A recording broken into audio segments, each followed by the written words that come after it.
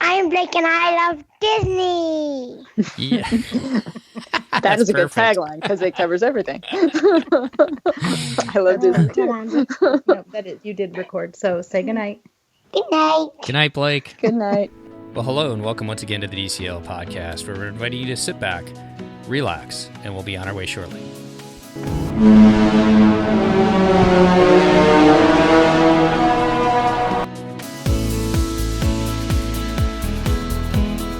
Well, welcome back to the DCL podcast, your podcast to help you and your family cruise a little bit smarter. And I'd like to welcome to the show our co-host from Detroit. How you doing today, Christy?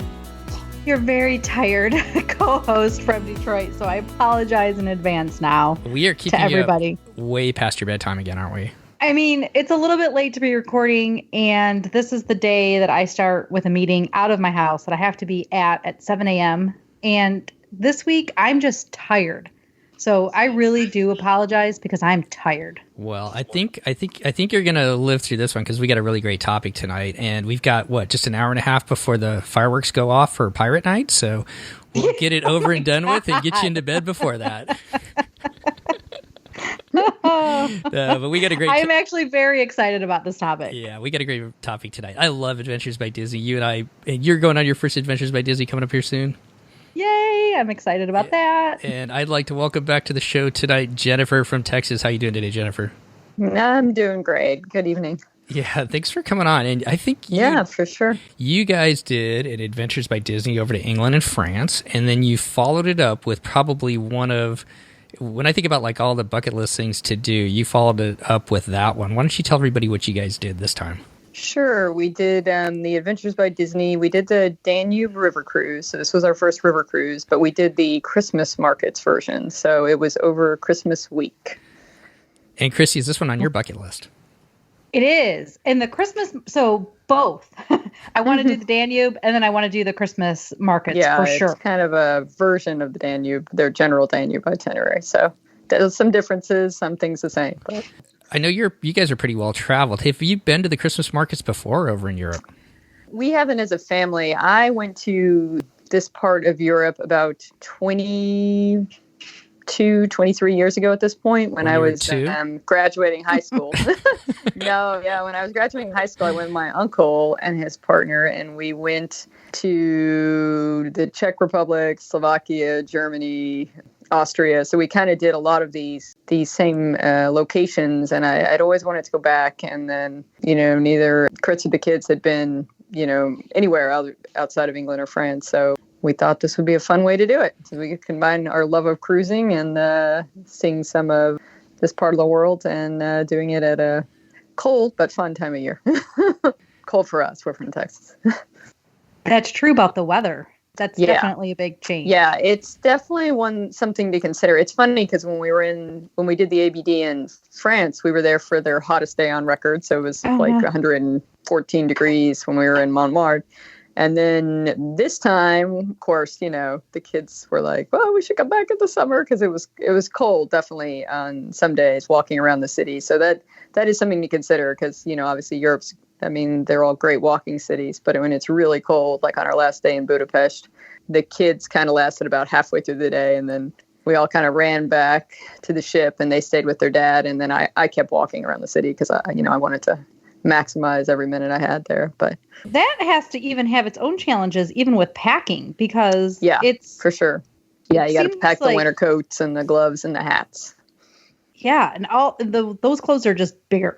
Yeah. So, well, plus, everything. Taking a page out of your book, I started collecting mugs from all the Christmas markets. So, but at least like all the winter clothes provided good padding to transport them back home. Well, there you go. Yeah.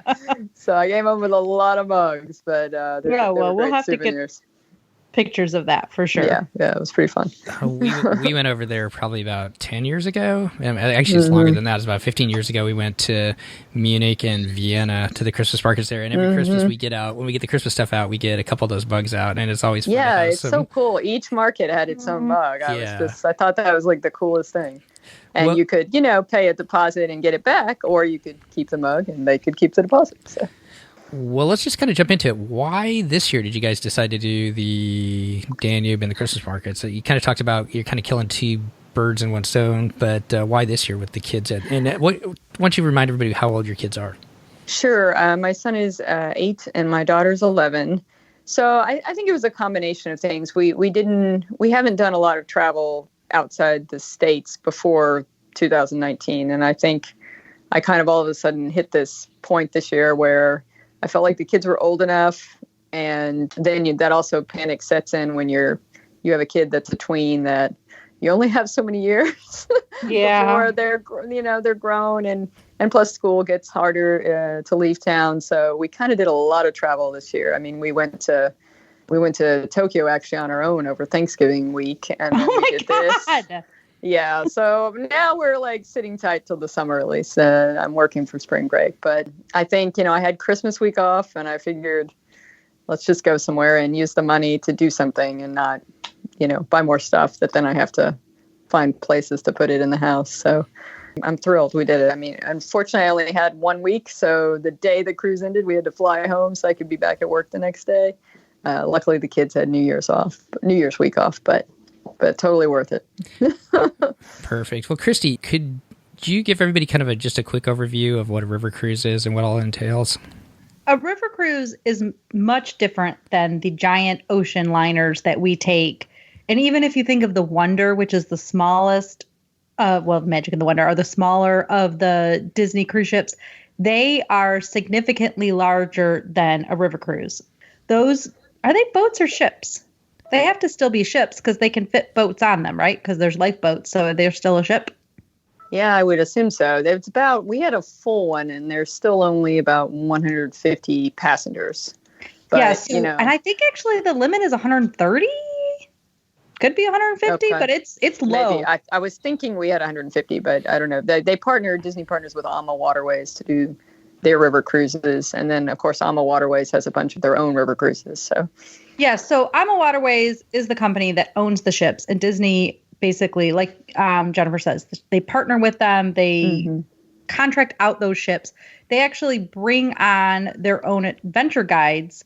Yes. But the crew is still the AMA crew. And so the AMA crew are switching between Disney cruises occasionally, the ABD cruises, and the river cruises. So these ships are really small. In fact, sometimes you will actually have to cross through one ship to get to another because they'll tie them up. It's just a whole different world than anything related to the ocean liners.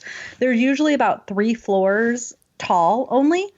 On some of the ships, they don't even have elevators to get you in between the different floors. So you have to be able to be mobile enough to move between the floors. So it's a whole nother world. There's usually like one entertainment space. We had talked about this before because we've had other guests on that have done the river cruise. So there's usually one dining room and and then sometimes a chef's table, and one like entertainment space. And they use that same entertainment space for everything. So it's very unique. Was this the Viola or the Amalia that you guys? We were on the Ama Viola. Ama Viola. Okay. Yeah. Just looking at it there, they call them ships. So there we go. Okay. Pulling it up there. But all right, so this one left. You flew into Munich to start off with, and then it looks like it leaves from I should know. I can speak German. Vilshofen. Vilshofen. Yeah. So why don't you talk about like getting to Munich, and then did the tour start there, or did you have to make your way to Vilshofen? Sure. Well, we flew overnight, obviously the day before the tour. So we arrived the day before the tour left. And obviously everybody was pretty exhausted. And so we kind of stumbled through that day, but we still walked around Munich a lot. And we loved Munich. It was, I think I'm not sure we had much in the way of expectations going in necessarily, but we loved it. And we loved the Christmas market there and the Glockenspiel.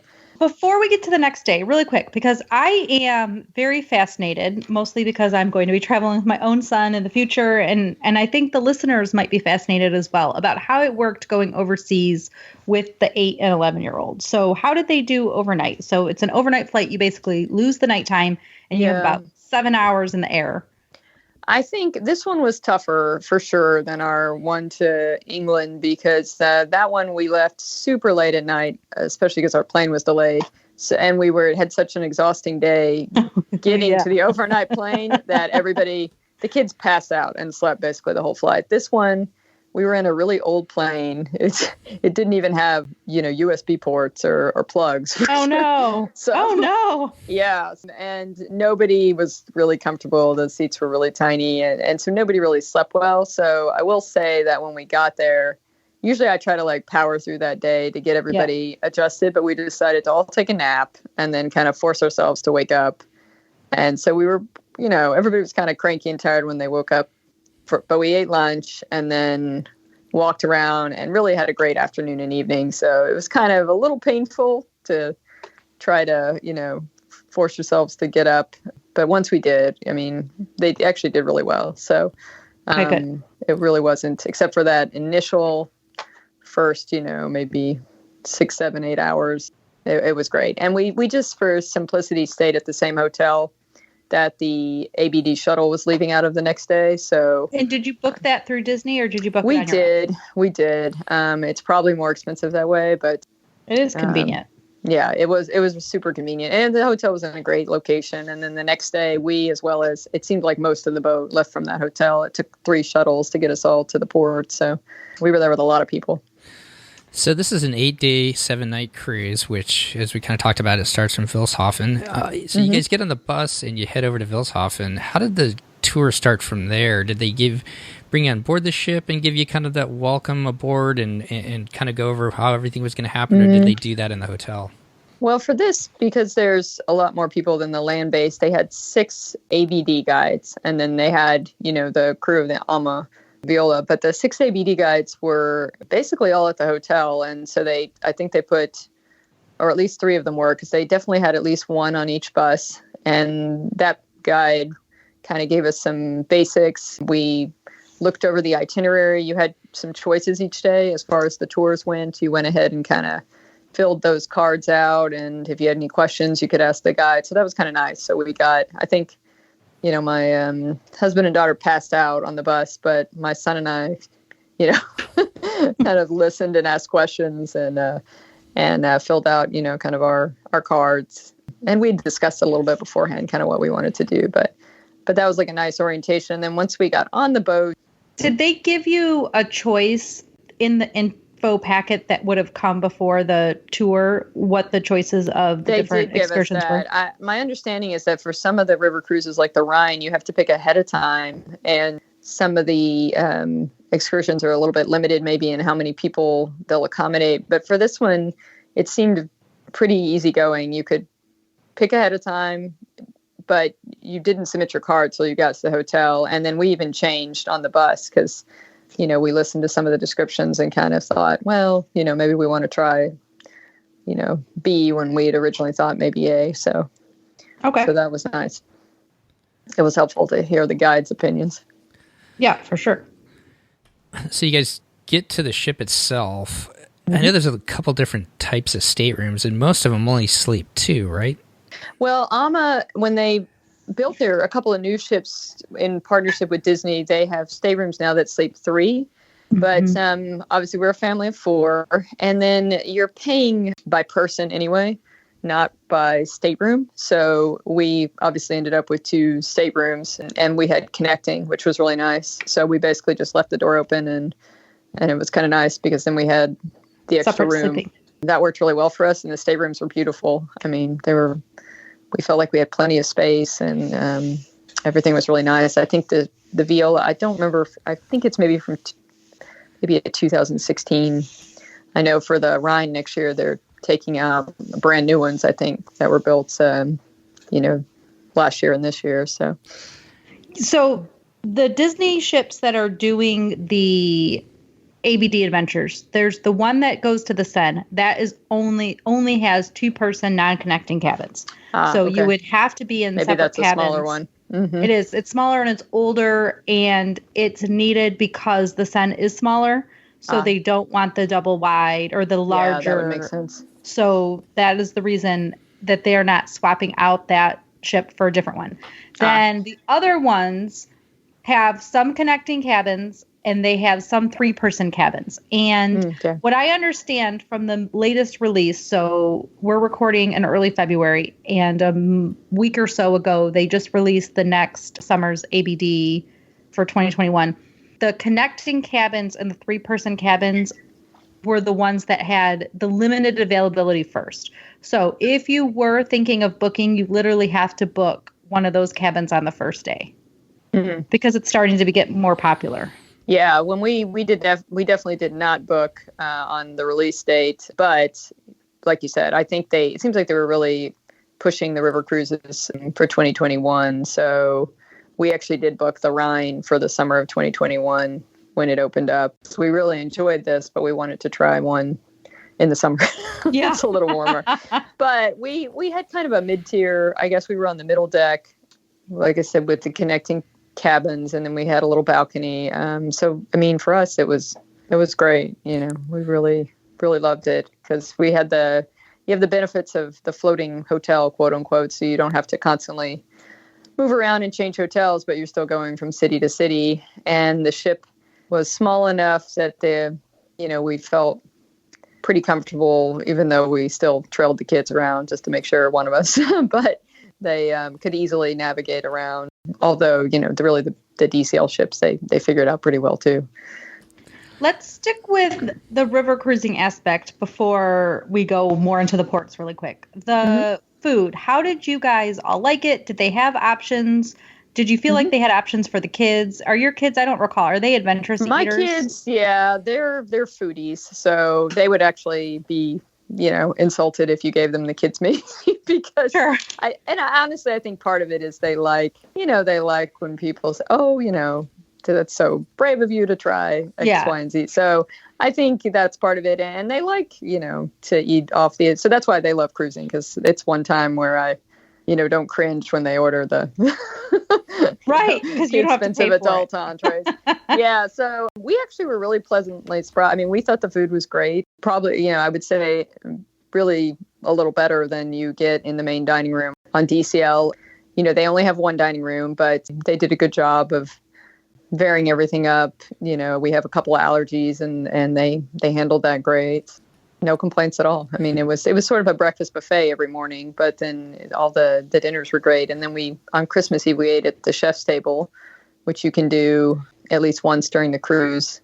That was fabulous. So, did they assign that, or were you able to request it a certain night? You could request a certain night. We actually just said, give us, the first available for 4, and we didn't even realize it was Christmas Eve till we ate that night, and it was obviously it was great. I mean, it was a fun night to do it. So.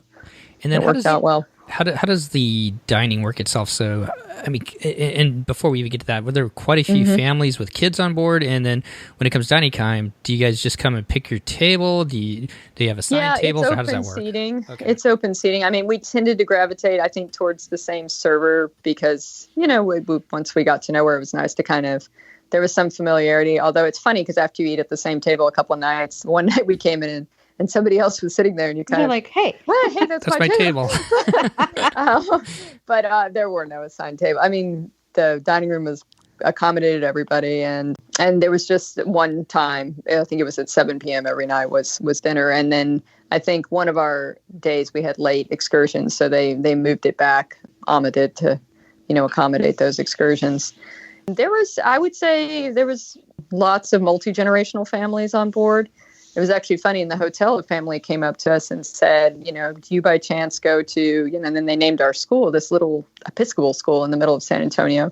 So the funny thing was, there was another family from our little Episcopal school in San Antonio on the cruise that recognized us before we recognized them. So it was a pretty big coincidence. But yeah, I'd say it was mostly families. There were some just couples, but by far, I would say either nuclear families or multi-generational families. Or I guess let's just address the food thing for one more minute or a couple more minutes, because for the families that don't have the amazing adventurous eaters, how did they appear like they had options that they felt like yeah, it seemed good like for their they family. were pretty pleased. My daughter made a friend, a little girl who was about 12 and traveling solo with her mom. She ate with us one night when her mom joined, some other adults. She said every night she ordered the salmon, with French fries every single night, and she was totally happy with that. So they seemed pretty accommodating if they had a kid's menu, or if there was something like, for instance, she really likes salmon, and if you just wanted that every night, they could accommodate her. And you had allergies in your family, you said. So how did that work with the buffet? Because lunch isn't always available, right? It's only sometimes available, and then it depended on what else was going on. Yeah, sometimes we were out all day on excursions, I guess. And if you decided not to do these excursions, I guess I don't know for sure if they had some lunch available for those that decided to stay on board. But allergies in general, I think we just sort of for instance, Chris is allergic to shellfish, and my daughter's allergic to tree nuts. So we tend to just look and read the cards and avoid. But sometimes we had to ask our server, just to be sure, especially for the nuts. I think that's harder to tell sometimes. It was a much bigger problem in Tokyo, where there was the issue of language barrier, and sometimes nuts would show up on, like we got a cheese pizza once and they put walnuts on it, which we didn't expect. And then my daughter had a reaction. So, oh no. And then on the plane, we got a breakfast scone that ended up having salmon in it, but we panicked at first because we tasted fish and I didn't know if it was shrimp or what it was. So it was a much bigger problem there. But wait, in the scone? Yep, it was in the scone. It was a seafood scone. My husband he's like the plainest eater on the planet, but he's like, why do they make this food so crazy? It's an airplane. Just give us some food. Yeah, I thought that was pretty bold with as many people have allergies, but let's kind of run with the kids then, with the families. What kind of activities or entertainment did they have on board for the kids? Or were you guys pretty tired by the end of the day once you got back from the excursions? I would say overall you're pretty busy. Certainly my kids love DCL because they love the game shows, and they're not big kids club people, but they love participating in the activities and the game shows and things. So there wasn't that, but, every night they had sort of a rundown of the next day. They did some entertainment some nights, like they had a German kind of Oompa band, or one night they had some Budapest dancers that came on and did a performance. And then, of course, Christmas Eve, we had caroling, and they handed out some little gifts to everybody and had one of the crew dressed like Santa. So to say hi to everyone and take pictures. And then they had a gingerbread decorating class one day in the afternoon when we were sailing just through the Wachau Valley. So there were different things here and there. Often, it's just nice to just sit in the main area and relax and look at the scenery as it went by on the ship at night.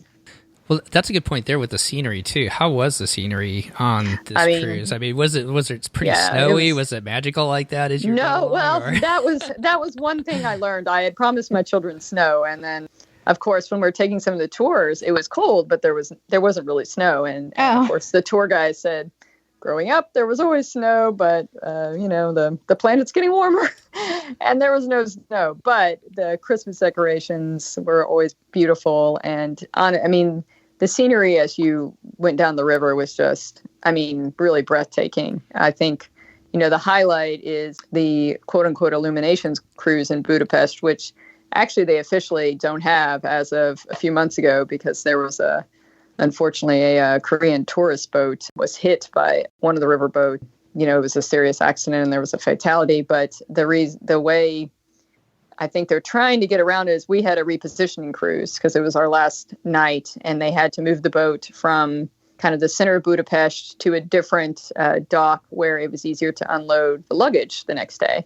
So they were able to do that at a time in the evening where it was dark and you could see all the lights. So we kind of had a de facto Illuminations cruise.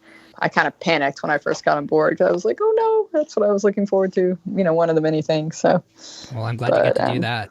Yeah, it was beautiful. Well, before we go into the some of the different stops, Christy, any other questions about the ship that we should touch on, or anything else that you can think of, Jennifer, that we should touch on? I think those are the main things. It's somewhere in between. I mean, with the land ABD, you're in the maximum group is 40, and you have the 2 guides versus here you're more, I think it was about 150 maybe, but we had 6 guides. So you're not always with the same guide and the same people every day, depending on the excursion you choose. And even within one excursion, they would break it up into smaller groups. So you would spend time with the different guides depending on the excursion in the day. So it was definitely a little different in that way. But they were both, in general, really well run. So, did that make the experience different in a negative way that you didn't get? I think it depends. I mean, I think we really loved our England and France guides, and we became, very attached to them. With this one, I would say there was a couple of guides that we tended to feel, I think just personality-wise, you probably click more with some people than others. So there were maybe 2 of the guides which we really loved, and I think we tended to seek out, hopefully getting one of them on the excursions. But the other guides, were all great. It's just, I think sometimes, especially the kids, tend to click with, and they did have a couple of kids nights. That was, I should have mentioned that, where they took the kids and did a junior buffet and activities and games. And so my kids were really torn because they loved being with the guides, but they want to eat in the adult restaurant. So usually that meant they would come to the restaurant, kind of shovel in their food, and then run off and do the junior adventure night. So they kind of got both because they didn't necessarily want to just eat at the kids buffet. So they did have actually organized evenings for the kids a couple of nights on the cruise. So, like, how many children were on board, and what ages did you think you saw? It seemed like there were a lot of kids. It's definitely more than I was expecting. And I would say there were a couple that were pretty young, maybe just a couple that were 3 to 5. By far, most of them were, I would say, that 6 to 12 range. How did those kids do? The 3 to 5-year-olds do? They seemed pretty happy. That's awesome. They seemed to have a really good time, which, I mean, Europe, there's a lot of walking involved, but I think ABD, they did a really good job about, with each tour, often taking the kids to do their own kids tour, which for my kids, they get kind of nervous sometimes about, going on, away from us to do that. But honestly, they had a good time each time. With maybe there was one exception where it seemed like the guide, was, I think, the one in the Abbey. It was a little bit too, in the Abbey itself, it's obviously a more serious place, but I think the tour was a little bit more serious. So I think that was the only one where they said, I don't know. But the other times they had a really great time. For a note, the ABD suggests that children are 8 and older, but the minimum age is 4. So the little ones would have started at 4. 4 to 5. Then it was hard. But for sure, I'm not 3 sure and I 4. could tell for sure. Yeah. Yeah. And then there were quite a few teenagers and 20-something-year-olds who were, it seemed like, traveling with for the most part, kind of, like I said, multi-generation. They were with their parents and kind of just celebrating. I think it really kind of depends upon your kids. I think our youngest would have done a really good job in these, but our oldest probably wouldn't have done so much. So it really kind of depends upon their personality. I'm sure, yeah. Well, let's turn to kind of the ports itself. And before we get to that, Christy, I know that you like I like to walk between, when we get into San Diego and you disembark and you walk to the airport. My wife and I actually went along the Danube on a bike, kind of followed the same route all the way down to Linz. So if anybody wants to learn about biking along the Danube, which I'm sure you would like to do someday, Christy, we could talk about that sometime on the podcast. I'll let you have your biking and your walking, your long I like 30-minute to the airport walk. Would not bike if I paid him. So.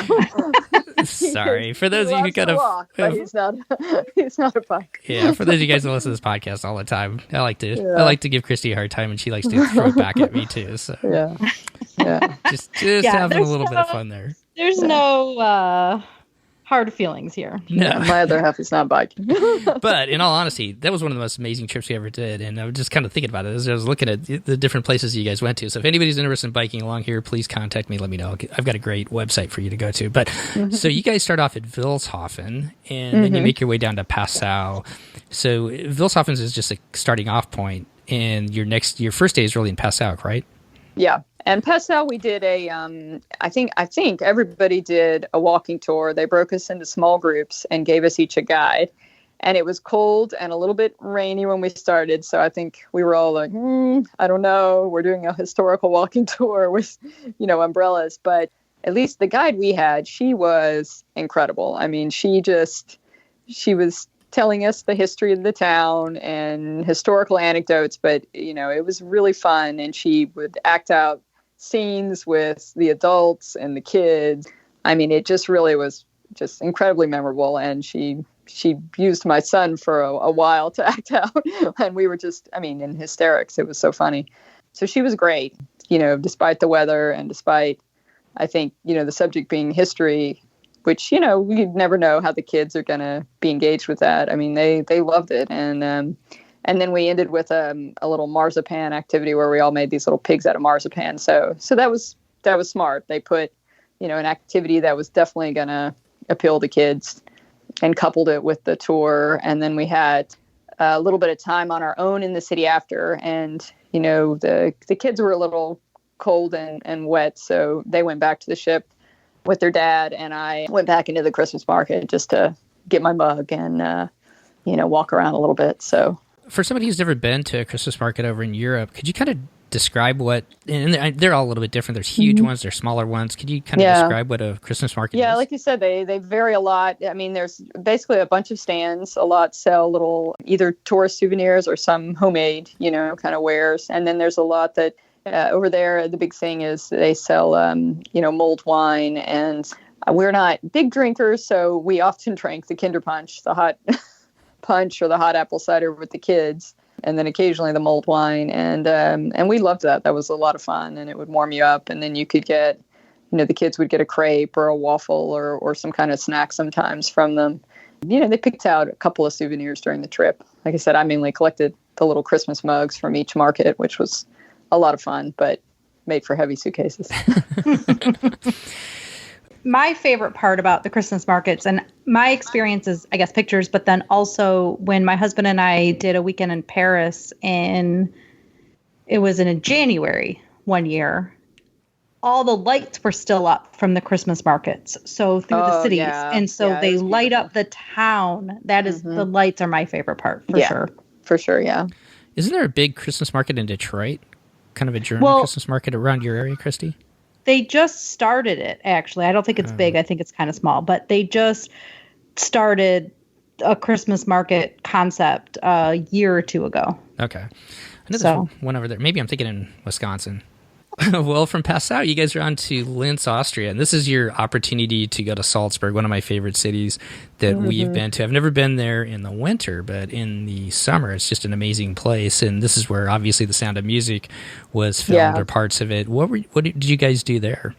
Well, driving in, you could see the Austrian Alps, which was just amazing. Kind of one of those moments where you want to pinch yourself. But Salzburg was really nice. We did a little walking tour of the town. It was a beautiful day there. So the rain had gone. When I first looked at the trip, I'm like, oh my God, it's going to rain every day. But luckily, it was a gorgeous day. So we had a little tour of the town. Then we walked around the Christmas market on our own.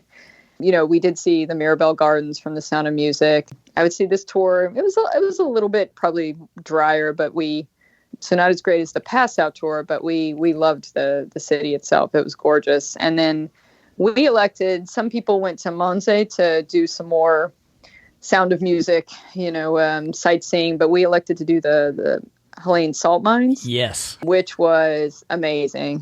We had such a good time. We were there in the evening, and you ride the little underground train into the mine.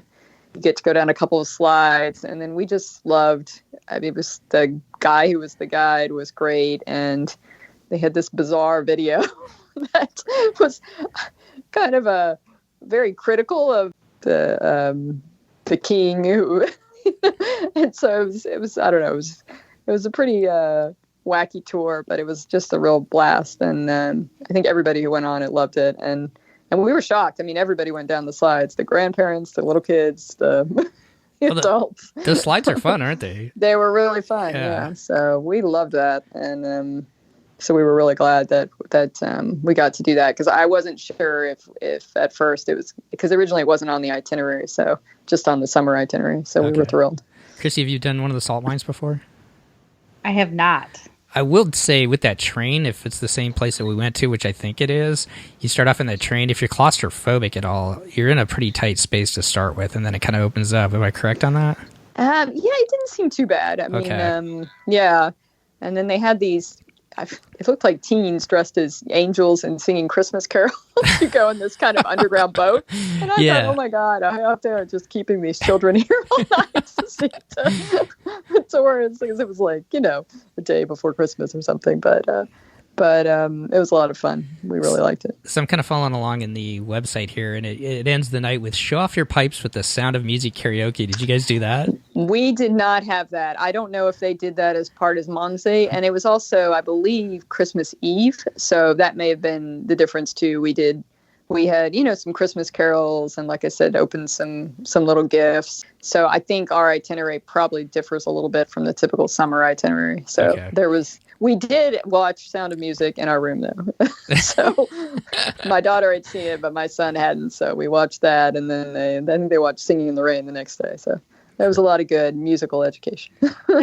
Did they have on-demand TV in the rooms? They did, yeah. What was on it? Was it, obviously Sound of Music, but was it like the whole Disney list? Like no, I'm sure the choices were, I remember them being somewhat narrow. I'm not somebody who really watches much TV, but the kids definitely, when they were like tired in the evening, or for instance, like I said, if they wanted to come back to the room and rest a little while in the afternoon and I went back out, they would watch something with their dad. But they just seem to have, a selection of movies mainly. So that's kind of a good question too. The ships are docked pretty much right downtown. Was it pretty easy to go back and forth and come and go as you pleased?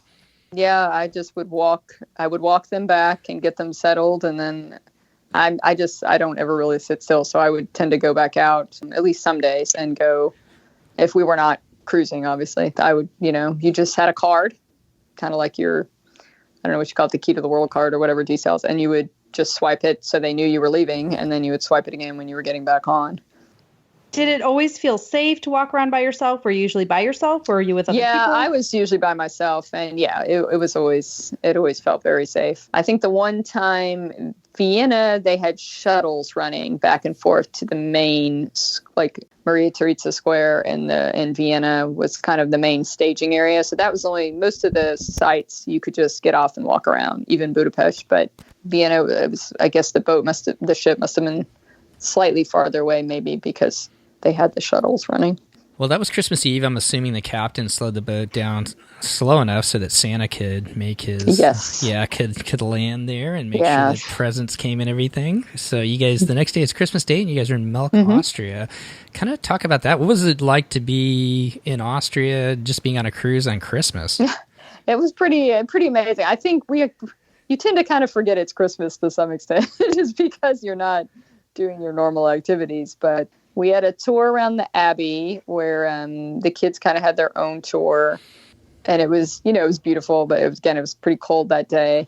I think that was the day we went on to, after that, they did what they called Danube Cultural Activities, which was a lot of fun. They kind of broke the group into 3 smaller groups, and we either watched a lady make apricot preserves, which were amazing, and they gave us each a small jar, and we got on the plane with 4 jars, and I'd put 1 in the check suitcase and 3 in my carry-on. And they threw away the 3 in my carry-on, which was, and we still have our 1 that I had my check, and the kids are actually still eating it even now every morning. So we're about to run out. It's pretty sad. But we had another station where a fisherman kind of talked to us about fishing on the Danube. Then we had a station that was kind of a wine tasting, and then one where they taught us an Austrian dance, and everybody kind of got to dance, and so that was a lot of fun. It talks about stopping at Dürnstein Castle too. Yeah, that after that we the ship went down the Wachau Valley, where it was just beautiful because you could see the castles, and when you get to Dürnstein, it's basically where Richard the Lionheart was imprisoned, and it's up on the hill. But on the summer cruise, they're able to go walk up into the castle, but on the winter cruise, by the time you get there, it's basically 4 p.m. and it's getting dark. And so Chris and my son stayed on board, but my daughter and I went into Dürnstein and they did a little tour, and it was actually kind of magical in a way because it was Christmas Day and it was deserted. So it was kind of spooky and all the lights were on. And so we had a great time, but we did not get to walk up into the castle because it was dark, and they were kind of mindful that, people could get hurt because you can't see well. And so we just walked around the town of Dürnstein and had to admire the castle from afar, unfortunately. But during the summer, I think they get to go up and hike up the hill. I was just kind of thinking of Brett Nachman, and when he did his tour around around England and Ireland, they were like at a castle every day, and eventually, I can't remember if it was castles or churches, but eventually they all kind of ran together, and it didn't seem like you had that as much on this. It was pretty varied, which was nice. Yeah. So from there, or anything else about spending Christmas or being there Christmas? Yeah, no, I mean, I think, like I said, when you were on the boat, they had some different activities. I took the kids to do the gingerbread decorating. My daughter kind of bonded with this other little girl, which was nice. So she would kind of seek her out and play. They would play chess on the top deck, even if it was freezing, and they had a pool that was heated on there. And I definitely saw kids in there sometimes. So I'm sure it was okay when you were in the water, but it was probably pretty cold when you got out. So I feel like kids will swim all the time. Mm-hmm. Yes. I think you're right. Well, from Melk, Austria, you guys are on to just an amazing city, Vienna, Austria. Yeah. Had you been to Vienna before? I had when I was 18, 19. So I guess now probably even 17, 18 years old. So yeah, a long time ago. Okay. So, some of the big things there, looking at like Schönbrunn, they've also got the horses there, and also just the Vienna Opera House. What were some of the things that you guys got to do in Vienna? Well, as a group, we all went to Schönbrunn, and they split us into adults and kids. And the adult tour was great. I mean, our guide was really wonderful. Chris is not normally that interested in looking around a palace, and you're looking at all the rooms and the kind of the decor of the kings and queens. But he thought it was great. So that says something, because I mean, I always enjoy it, but he really enjoyed it too. And the kids got to go try on costumes from, like little royalty costumes and pose. And so they seemed to have a good time. And then we all got together for a little private marionette show, which was wonderful. And then to watch strudel making. There, huh? Yeah, exactly. Yeah. And then we watched some strudel making. So I ate a lot of strudel and a lot of schnitzel on the trip. And so that was pretty awesome. And then in the afternoon, we had on our own time. So for us, we did a lot of kind of walking around and exploring the city and just kind of going to the different Christmas markets, because it was kind of the tail end of a lot of the Christmas markets. So that was our big Christmas market day. So we just kind of walked from one to the other and, got snacks. And then we did climb up the steps of, I believe it's St. Michael's Church. And I made Chris and the kids climb up the tiny narrow staircase so we could look out the top for the view. And then the next day we stayed in Vienna overnight. And the next day, most of the ship went ice skating, which we probably should have done, but Chris and I wanted to see we went to the Upper Belvedere and then to the Leopold Museum to see the contemporary art, which we really enjoyed. But I think for the kids, it makes you appreciate having a guide, because sometimes when you're just trying to keep them entertained and look around, it can be diminishing returns after a certain point. But we still had a great day. We went to Cafe Landmann for lunch, which was where Sigmund Freud used to hang out, and had a great lunch and, walked around. And so I mean, it's a beautiful city. So in the evening, it looks like you could go to possibly a concert, or they also had kind of a traditional wine house you could go and visit. Did you guys do anything like that? We did. We went to the wine house. I think it's hard to know. They seem to dissuade the families with the younger kids from going to the Mozart concert. Yeah. The implication was it's very long and it would be tough for the smaller kids. So with the wine house, the kids kind of all sat and chatted, and then Chris and I chatted with some of the other adults, which was kind of nice, because since we were eating dinner with the kids and not other adults, it was kind of neat to talk to other people from, we met a couple of people from New York, which is where he's from. So that was a lot of fun. Yeah, Vienna was great. I mean, we had three of our guides, the ABD guides were American. And then we had two from Budapest and one who was German. And so they were kind of giving us tips too, as far as things to do in the city or things to eat. Like they had suggested this, I'm blanking on the name, but it's like a sausage with cheese in the center that you could get at the Christmas markets. So we would get that, or we would get, I think it's called Baumkirschen maybe. It looks like a tree ring, almost like a churro type material, but it's tubular like a tree ring. And so the kids really loved that. So that was helpful. It was cool to get, tips about what to look for in the markets too. So you kind of, knew what to seek out. I mean, obviously they know they like crepes and waffles already. So it's kind of neat to try something other than those. Kaiserbraten maybe for the cheese? I can't remember what they call it. Yes, that sounds right. Yeah. I think that's right. Well, you guys finish up in Budapest, which is a city I had never really had a desire to go to, but the more I hear people talk about it, I cannot wait to go to the city. So you guys finish up there. That was my one regret. I would have loved to stay.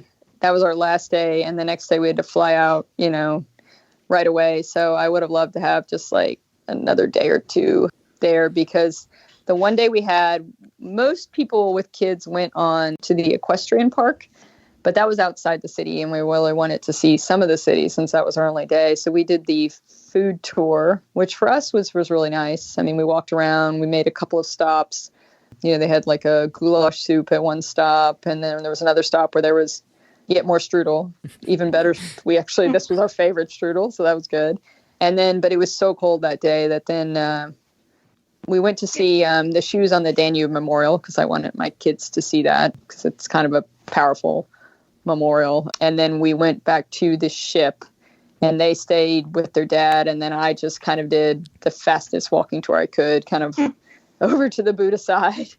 At least got to see some of the historical landmarks from the outside, back to the Christmas market, because I wanted to see it at night, one of the main Christmas markets, and then back over to the Pest side, which is where the ship was docked. It's an amazing city. I desperately would like to go back one day for a couple of days.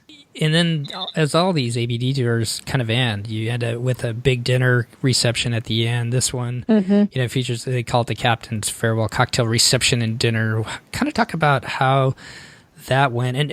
And I guess I have a question built in, which I was going to ask you later, but what was your kind of feeling of finishing up with the river cruise versus the land cruise, and like connecting with the people, and kind of your overall thoughts there? Yeah, the farewell reception, they put together, the ABD guides, again, a video with photos from everybody kind of all throughout the tour. So that's really nice. And always kind of a fun way to end it. And, you have access to those photos from home, which is nice. I think, the land tour is definitely a little more intimate, because you're with the same people every day, the same two guides all the time. So, this is definitely a little different, but we still, we really enjoyed both. Definitely, if you can do either one, you won't go wrong. This was nice because of the 6 guides. One is kind of in charge of all the Danube cruises, so is always sort of the lead guide. One is the lead guide on the Rhine cruises, so hopefully we'll see him in 2021 maybe. Another one was taking over as lead guide of the Seine cruises. So I think we had a lot of great guides on this one, which was really nice.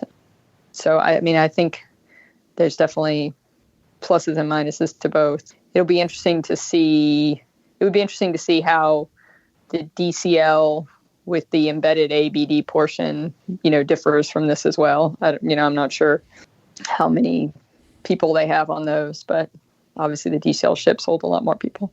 Do you mean like when they do the European cruises? Yeah, like the Mediterranean one. Mm-hmm. Yeah, they still cap it. They do. Then, yeah, okay. And so it'll be more like not like the river cruise side, but the general ABD tour side. Mm-hmm. And then the theory is that they're still going to have 2 guides per 20 people or 40 people, I believe. Yeah.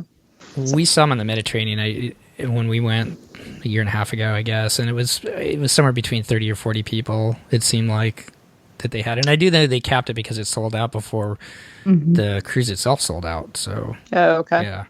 So yeah, and it's hard to know sometimes, obviously if you're, you might, hiring your own private guide and set at some of the stops, I mean, I'm sure would be more economical. And, you might get kind of even a better experience that way in some ways. So I don't know. I mean, these, I think in general, they do a really good job running the Adventures by Disney. But, when you have to accommodate that many people, obviously there's always going to have to be some kind of give and take, I think. One question that I have is, and then Steve, tell me if I missed this while I was away, but one question I have is, what was your favorite city of the trip? Ooh, I think that's a tough call. I mean, I thought Salzburg was really beautiful, but I think we had a great time in Vienna. I mean, the Schönbrunn was great. The tour was great. Walking around the city was absolutely beautiful. I mean, I think if I'd had 2 days as well in Budapest, then maybe that would have been. But I think, we only had the one day. It was a particularly cold day. It made it a little hard kind of to do all we wanted to do. We really wanted to go to the pinball museum, for example, there. It's supposed to be great. You can go play pinball, and the kids and Chris would have loved that. But there wasn't time, we were hoping to go that evening, but then they had the farewell reception, and we didn't want to miss that. So. Well, to kind of follow along with that question, did you have a favorite Christmas market that you went to along here? Ooh, I think that was Munich, actually. I mean, we loved the one in Munich. They definitely had the best kids drink, as voted on by both children and adults. We loved the Glockenspiel, and it was a really pretty big size market. So that was probably our favorite. And then for somebody or families going over to do an Adventures by Disney and a river cruise, obviously they only run this one that goes through the Christmas markets, but what kind of tips or advice would you give a family going over to do a river cruise with Adventures by Disney? I think, definitely look at the cities and the materials ahead of time, because sometimes you do have on your own time. And I think, I'm a big planner, so I tend to plan every minute sometimes of, our trips. And so with ABD, sometimes I think, this is great. I'm not going to plan anything because this is my chance not to plan. They're going to handle everything. But then when we figured out, okay, we're going to have basically a whole day in Vienna on our own, then I was kind of scrambling on the ship to decide what we wanted to do and to purchase tickets to the Belvedere. So maybe if you have a more general sense of how much free time you're going to have and what you may or may not want to do, I think that probably makes it a little smoother when you're on board. And then, it's still good to be flexible, because we had in our mind which excursions we wanted to do, but then once we heard the guide's opinions, sometimes we would change. So. Well, that's really good advice. And if you haven't looked at the website with Adventures by Disney, and as you're talking about, Jennifer, sometimes the tours do change, but they do a pretty good job of talking you through what's going to go on each day. So you can kind of get an idea of wow, we've got the whole half day off here. So yeah, I don't know why I didn't really think to pay attention to that. I'll just show up and it's Christmas week and we'll be fine. We were fine, but it made for a little bit of scurrying around at the last moment sometimes. Right. Well, that's the website, Steve. That is really good advice. The website is very detailed. Yeah. I mean, very detailed. Yeah. Well, anything else that we should touch on tonight as far as the river cruise? If not, let's talk about what you guys have planned next. It sounds like you're headed back to the Rhine, but besides the Rhine cruise, anything else? We usually try to take one big trip over the summer each year, and it's often been Disney World till, like I said, the kids got of the age. So this summer we're going to do the Italy-Greece DCL cruise, and then next summer... everybody else. Yeah, exactly, right. So this, am I the only person not? And Chris? Well, I wanted to do the Baltic, but Chris won't go to Russia. So, so we decided, okay, this would be great because the kids are learning about Rome and Greece in school, both of them actually right now. And then next summer, I think, hopefully, if all goes well, we'll do the Rhine. I mean, we'd love to do the China ABD one day, but it sounds like it's pretty, well, I mean, the coronavirus notwithstanding, obviously, it sounds like it's pretty strenuous. I mean, there's intra-trip flights, and I'm not sure we're quite of the age yet that we could kind of get the most enjoyment out of it. I think it would be pretty exhausting. When we went to Japan, we knew we had 1 week, so we just stayed in Tokyo and kind of did as much as we could there and loved it. But to go all throughout China, plus that one, it's definitely, I think, one of their most expensive. So maybe one day. Anything else, Christy? Her talk is what bucket list dreams are made of. I mean, it's just like, even the cruises that or the trips she's going on, and the list that she has of the future. Oh my God. Yeah. Well, I've decided I'm not getting any younger, and none of us are. I know. I want to do things with the kids while I can, and I just, I'm not interested in cars or jewelry, or I save all my pennies to travel. So and definitely that's what I enjoy, and I think hopefully the kids will be sure. all the better for it, and they definitely love it. So which is nice. Our kids every now and then give us a little snippet. It's like, wow, I can't believe that they remember that. But it really does have an impact on them. Sometimes they may not show it in the moment, but you definitely, it comes out at different times. And these kind of trips and the memories you guys are making together, it doesn't have an impact on them long term. Yeah. So I think there's nothing that broadens kids' perspective than, seeing other places and other parts of the world and meeting different people and realizing, that there's a lot more out there than, Texas for us, or, wherever. I mean, it is from, big, so. but yeah, it is a big state, but it's there's a lot of different people out there who think different things and eat different things, and it gives them an appreciation for and a respect for other people, I think, which is good. Well said. Well, as we kind of finish up, once again, congratulations on Dopey. Finishing your first Dopey, and surviving. All the best this summer as you head over to Europe for Italy and Rome, and look forward to talking to you when you get back, Jennifer. Yeah, we're excited. So, well, all the best, and thanks again for coming on, sharing your experiences tonight. And thank you guys for having me. We'll talk to you soon. Bye. Thank you. Well, that's going to wrap up our show today. Once again, I really want to thank Jennifer for coming on and sharing her and her family's amazing Christmas Market Adventures by Disney River Cruise. What an amazing bucket list cruise for their family to go on. And if you are interested in a cruise like this, they are currently taking, as of July 27th, as this episode comes out, they are currently taking wait lists for this year's December 19th sailing. And you can book next year's as well. 2021 dates are out for, they both leave, and we didn't really talk about this, but they actually have two cruises. They both leave on December 20th, 2021, so you can go over to Adventures by Disney's website and take a look at it there.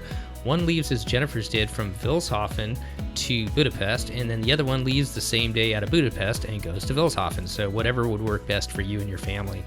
Also, exciting news, the Disney Cruise Line just announced their fall 2021 sailing, so if you're looking to do a very maritime cruise on board a Disney Cruise Line ship, you can go over and find out all the information there.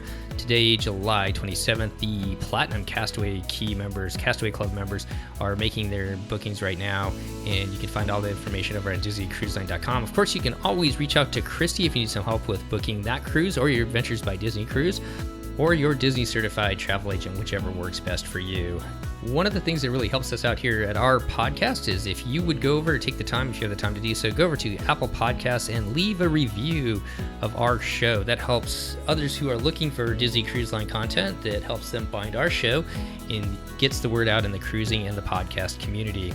If you'd like to support our show, we are a listener-supported show. We thank each and every one of our Patreon supporters. That's what helps bring this show each and every week, and also our new Coffee at the Cove series. If you've not seen that, we don't have a real set schedule for that yet, but whenever breaking news or fun topics come up, we have some new software which the Patreon supporters have helped us purchase, which lets us do that over on Facebook and also over at our YouTube channel. I'll put a link in the show notes below to find our YouTube channel as well. If you'd like to watch us when we get those live shows going, it helps you interact with us. We have a lot of fun doing that with each and every one of the guests, each and every one of you listeners out there that have joined us so far. Well, between now and our next show, if you or your family are heading out on a summer staycation, summer vacation of some sort, all of us here at the DCL Podcast, myself, Steve, Christy, and Chris, wish you all the best. Be safe out there, be well, and we'll see you next time on the DCL Podcast. The DCL Podcast is not affiliated with the Disney Cruise Line, Walt Disney Company, Adventures by Disney, or Run Disney. All of the opinions expressed on our shows are those of the hosts and the guests who appear on the show. If you have any questions about any of these products, please contact the Walt Disney Company.